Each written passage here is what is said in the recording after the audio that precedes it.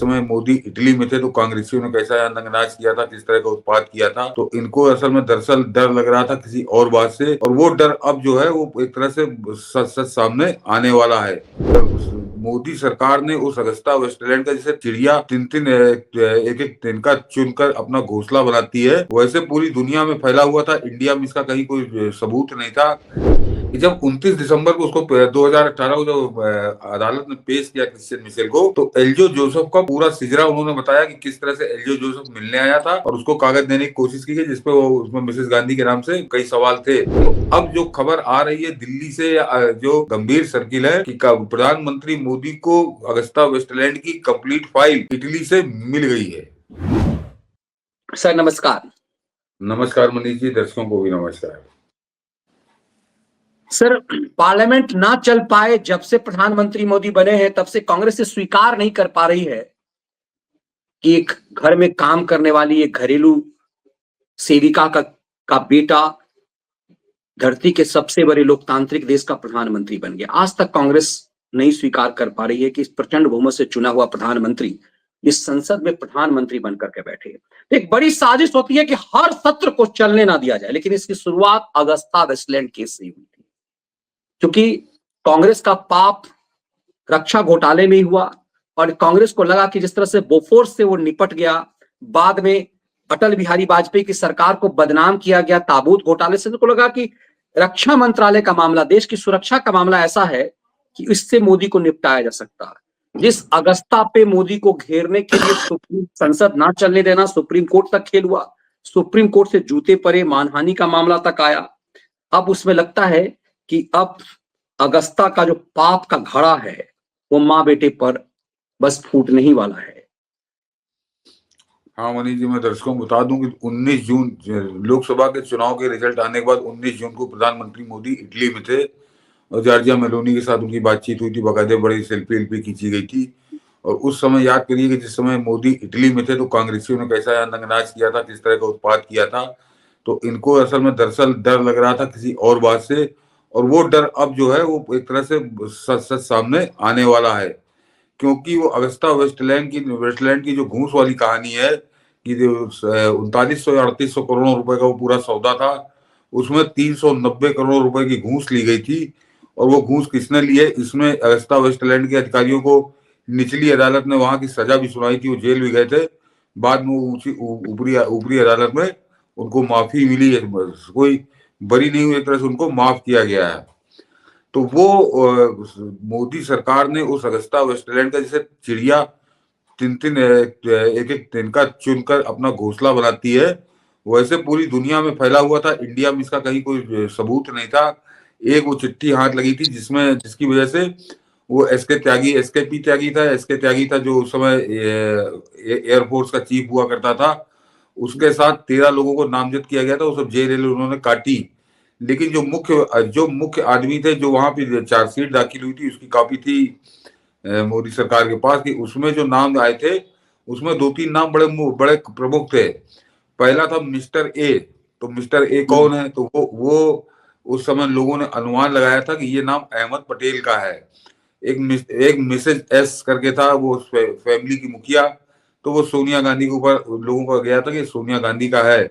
लेकिन ये सब होते होते अंत में जब उसका भांडा फूटा था, जब दिसंबर 2018 में संभव था, हाँ 3 या 4 दिसंबर 2018 को जो क्रिश्चियन मिशेल को भारत लेके आया, उसके बाद इसका पूरे तरह से कलई खुली थी। मैं अभी बता रहा हूँ कि मैं क्यों कह रहा हूँ कि अब इनका घड़ा फूटने वाला है।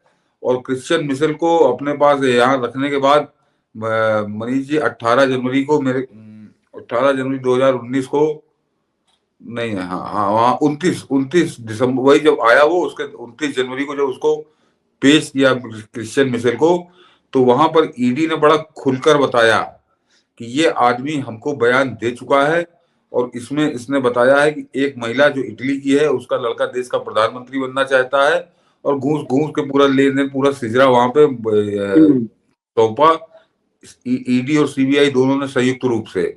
और उसमें जो एक सबसे बड़ा घटनाक्रम था कि जिस दिन क्रिश्चियन मिशेल गिरफ्तार होकर आए, अब क्रिश्चियन मिशेल कौन है, दरअसल समझ लें कि वो मुख्य दलाल है वहां से अगस्ता वेस्टलैंड से पैसा लेकर और यहाँ तक पहुंचाने वाला उस पैसे को एडजस्ट करने वाला। तो वो एक तरह से की फैक्टर था, तो उसको पकड़ लिया गया था और उसका बयान बड़े मायने रखते हैं। और वो तब से दिसंबर 2018 से अभी तक जेल में है, वो तिहाड़ में जेल काट रहा है, उसको जमानत अभी भी नहीं मिली, और उसकी जमानत की चीख पर ही अब जरा मामला बड़ी तेजी पकड़ गया है। तो वो क्रिश्चियन मिशेल ने जो बताया, तो उससे मनीष जी जिस दिन उसको पकड़ कर लाई थी ईडी, और दुबई से आया था वो, तो उसी समय कांग्रेस के यूथ कांग्रेस का राष्ट्रीय, मेरे ख्याल से सचिव था, अध्यक्ष तो नहीं था, लीगल सेल का शायद अध्यक्ष था, एल्जो जोसेफ नाम का था। वो उससे मिलने वहां पहुंच गया था, क्या उसका लेना देना था, लेकिन वो वहां पहुंचा। और उसके बाद उसने जो वहां करतूत की थी कि उसने क्रिश्चियन मिशेल से अलग बात करने की कोशिश की, और क्रिश्चियन मिशेल ने उसको एक कागज सौंपा, और वो कागज जैसे ही उसने लिया, तो वहां पे डिप्टी डायरेक्टर थी ईडी की रमनजीत कौर, उन्होंने वो कागज उससे छीन लिया था, उससे वापस ले लिया था। और उस कागज में सोनिया गांधी के नाम से कई सवाल थे क्रिश्चियन मिशेल की तरफ से। तो वो अब ये बता रहा हूँ कि इसमें सच्चाई आप अभी दर्शक समझेंगे कि इसमें सच्चाई कैसे आ जाएगी। कि जब 29 दिसंबर को उसको 2018 को जो अदालत ने पेश किया क्रिश्चियन मिशेल को, तो एल्जो जोसेफ का पूरा सिजरा उन्होंने बताया कि किस तरह से एल्जो जोसेफ मिलने आया था और उसको कागज देने की कोशिश की गई, जिसपे वो उसमें मिसेस गांधी के नाम से कई सवाल थे। तो एल्जो जोसेफ उस समय अदालत में था, ये दर्शक समझें, और वो उस बात से मुकर नहीं पाया, उसने उसको एक्सेप्ट किया कि हाँ, इसने कागज देने की कोशिश की थी, जो कागज मुझसे रमनजीत कौर, जो ईडी की डिप्टी डायरेक्टर थी, उन्होंने मुझसे ले लिया।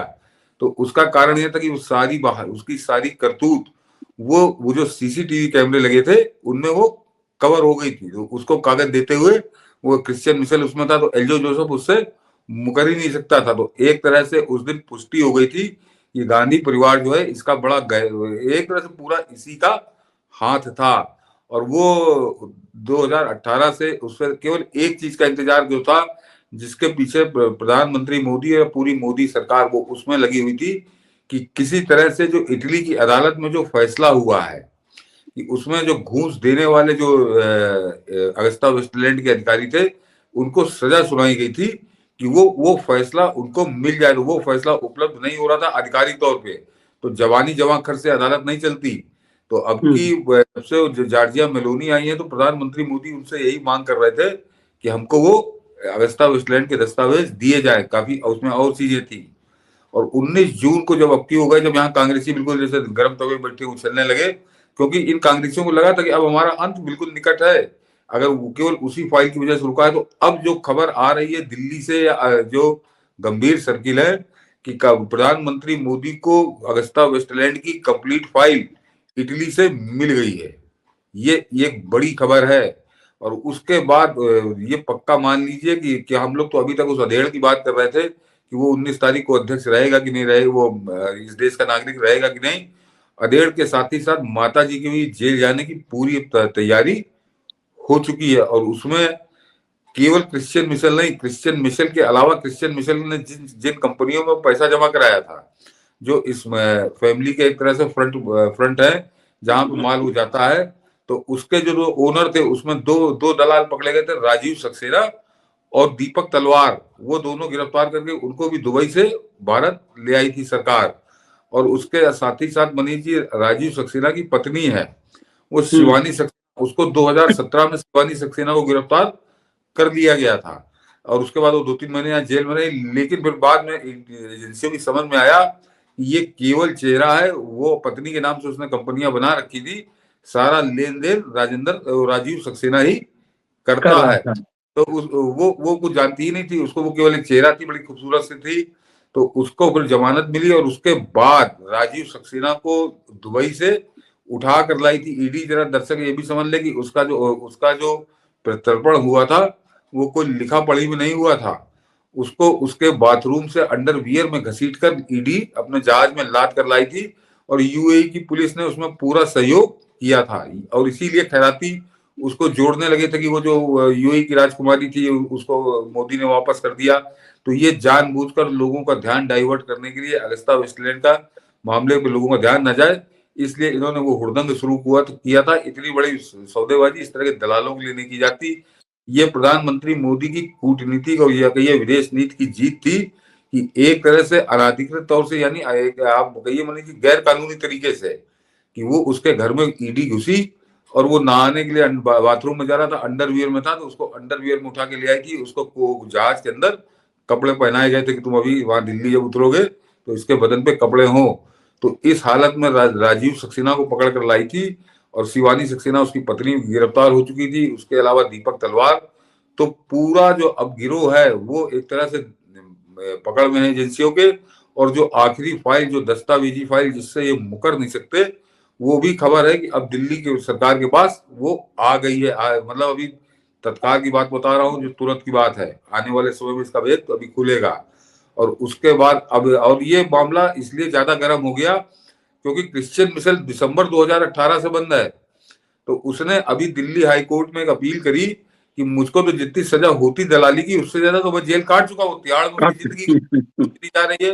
वो 5 स्टार दलाल है, वो उसने कभी जिंदगी में सोचा नहीं होगा कि मुझको सीमेंट के चबूतरे में सोना पड़ेगा, कंबल ओढ़ के रात गुजारनी पड़ेगी। वो 5 स्टार और 7 स्टार होटलों में रुकने वाला सुपर स्टार दलाल, और गांधी परिवार का बड़ा करीबी, और अभी से नहीं, इसका बाप भी बड़ा करीबी हुआ करता था। जब क्वात्रोची वाला मामला आया था तब इसके बाप का नाम आया था, क्रिश्चियन मिशेल का बाप, वो दलाली बीच में कर रहा था।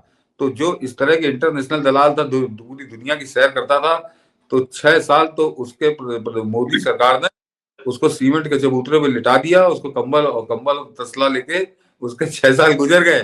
तो उसने जब ये दलील दी, तो उसके बाद इसी शुक्रवार को, यानी समझिए 6 दिसंबर को हाई कोर्ट ने दिल्ली सरकार को, केंद्र सरकार को नोटिस भेजा कि अब ये इसको जमानत देने में, हाई कोर्ट ने तो रद्द कर दी थी, अब सुप्रीम कोर्ट ने नोटिस भेजा है कि आखिर इसको जमानत क्यों ना दे दी जाए, क्या कारण है, जो जरा बताइए। तो 1 महीने का समय केंद्र सरकार को दिया है।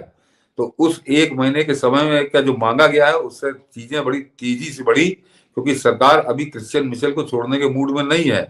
तो उसका, इसलिए वो पूरे दस्तावेज आ गए हैं, और मेरे ख्याल से 1-2 दिन में, 4 दिन में पूरी दुनिया के सामने होंगे, और क्रिश्चियन मिशेल को अभी जमानत नहीं मिलेगी, जो फिलहाल सरकार का मूड नजर आ रहा है। लेकिन क्रिश्चियन मिशेल का तो बात वही वाली बात है कि हो सकता है जिस दिन उसको सजा सुनाई जाए उसी दिन वो छूट जाए, क्योंकि वो उतनी सजा तो वो काट चुका, वो अपने पास वो काट चुका, उसका 7वां साल चल रहा है तिहाड़ गुजारते हुए। तो वो तो हो सकता है सजा मिले और उसको उसी समय छोड़ दिया जाए, क्योंकि उसकी सजा वो काट चुका है। लेकिन माँ बेटे की अब जो है तिहाड़ यात्रा लगभग मैं तय मान रहा हूं, और बहुत जल्दी ये खबर आएगी कि माँ बेटा को जेल जाना पड़ेगा। तो ये बड़ा घटनाक्रम था, जिसकी कांग्रेसी तो बिल्कुल चुप्पी साधे हुए। इनकी तो एक वही है कि जहां पर इनका मुंह काला हो रहा हो तो वहां पर चुप्पी साध लो, लेकिन चुप्पी साधने से काम बनेगा नहीं, वो अदालत के अंदर है। और उस मामले की गंभीरता आप इसी समझ लीजिए कि क्रिश्चियन मिशेल जैसा इंटरनेशनल दलाल, उसके पास ना पैसों की कमी है, ना वकीलों की कमी है, ना इंटरनेशनल वकीलों की कमी है, और वो भारत का नागरिक भी नहीं है।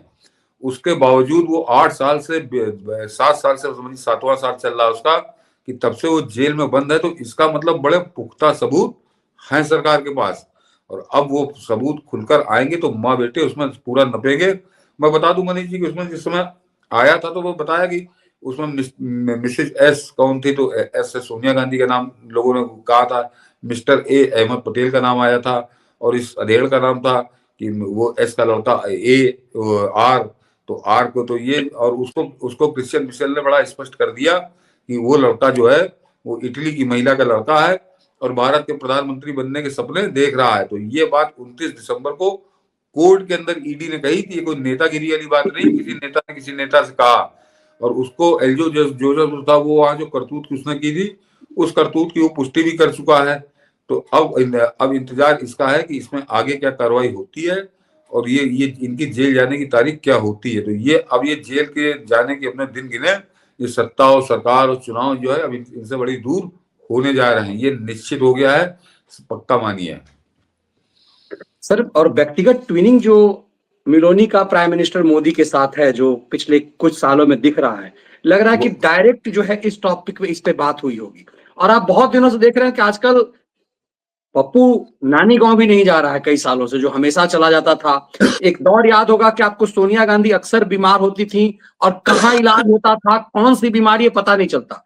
कई सालों से जब से मिलोनी आई है, सोनिया गांधी का विदेश यात्रा बंद है, ये नानी गांव जाना बंद कर दिया है। ऐसा लग रहा है कि सचमुच वो फाइल व्यक्तिगत रूप से प्राइम मिनिस्टर मेलोनी ने पीएम मोदी को सुपुर्द कर दिया है।